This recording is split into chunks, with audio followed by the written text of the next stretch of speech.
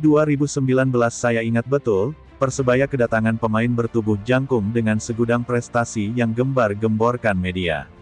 Mulai dari pernah berseragam Celtic hingga bersahabat dengan salah satu bek terbaik klub Inggris, Liverpool, Van de Beek. Amido Balde atau entahlah kalian sebut Matt Baidi atau Amido Beldek, debut pertama Balde saat itu terjadi saat Persebaya menghadapi Persinga, Ngawi, di Stadion Gelora Bung Tomo. Tak tanggung-tanggung, Balde langsung memberikan sambutan selamat datang dengan hadiah kuatrik. Sebuah tarian selebrasi menuju sisi tribun belakang gawang saat itu, sebuah oase kepercayaan bonek karena harus mengucapkan selamat tinggal kepada Da Silva yang harus hijrah keluar Indonesia. Namun lamban laut performanya kian menurun, tidak ada gol indah malah aksi-aksi konyol yang disuguhkan Balde, hingga Balde harus keluar permanen di pertengahan musim untuk hijrah ke PSM Makassar. Kedatangan Da Silva kembali, performa apik Osvaldo dan Campos menjadi trisula mematikan Persebaya.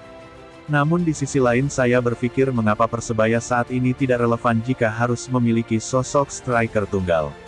Dan terbukti datangnya Jose Wilkson dengan posisi dan cara bermain yang sama selalu tidak pernah memberikan kesan indah.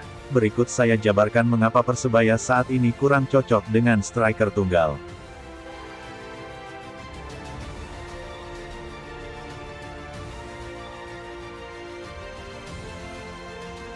Taktik pressing dan umpan cepat memang menjadi sebuah DNA dalam diri Persebaya, sebuah taktik yang memang mengandalkan speed dalam berlari dan juga kekuatan menghadapi body charge pemain lawan. Hampir setiap sektor Persebaya melakukan hal yang sama tanpa ada pengecualian, ditambah passing pendek cepat yang memaksa seorang striker harus turun ke bawah untuk ikut serta membangun serangan. Taktik ini menjadi sebuah nilai plus sendiri bagi Persebaya, sebuah dobrakan baru ketika Indonesia masih berkutat dengan permainan sayap dan umpan tinggi. Persebaya menekankan bahwa permainan pola serangan dari bawah akan menciptakan sebuah efektivitas. Semua pemain dari sisi gelandang hingga penyerang memiliki peluang mencetak gol yang sama, dan ini yang sangat sulit dilakukan oleh striker tunggal. Jika memiliki speed yang kurang cepat maka taktik ini tidak akan berjalan dengan baik.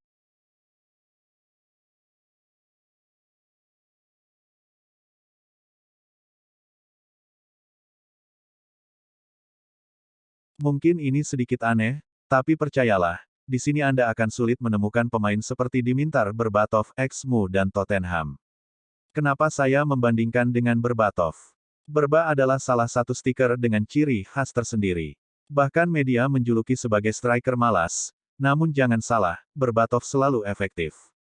Dalam melakukan passing, shooting bahkan membantu melakukan penyerangan dari bawah. Coba terakhir kali kita memiliki striker seperti itu bagi saya hanya di era Fernando Soler. Itu pun Soler memang selalu ikut turun ke bawah, sekalipun memiliki tubuh yang jangkung dan bongsor, namun soal skill dan urusan lainnya, Soler dan Berba memiliki kesamaan.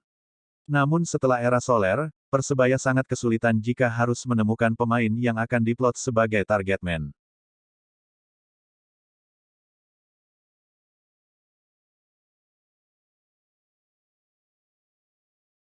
Seperti yang saya tuliskan tadi, Persebaya adalah salah satu tim paling revolusioner kalau soal taktik. Indonesia masih banyak yang mempercayakan sayap adalah sektor paling penting. Template-nya seperti ini, pemain sayap dengan speed yang mumpuni lalu berlari dan melakukan long ball untuk dieksekusi oleh pemain yang berada di dalam kotak penalti. Loh memang Persebaya bagaimana? Tak usah menarik terlalu jauh. 3 musim ini saja, sektor lini tengah bertanggung jawab memainkan peran membangun serangan. Kita ambil contoh saat ini, 3 pemain lini tengah Persebaya selalu mengisi pos penting. Motor serangan dilakukan 2 orang dan sisi gelandang bertahan masih ada yang mengisi pos tersebut.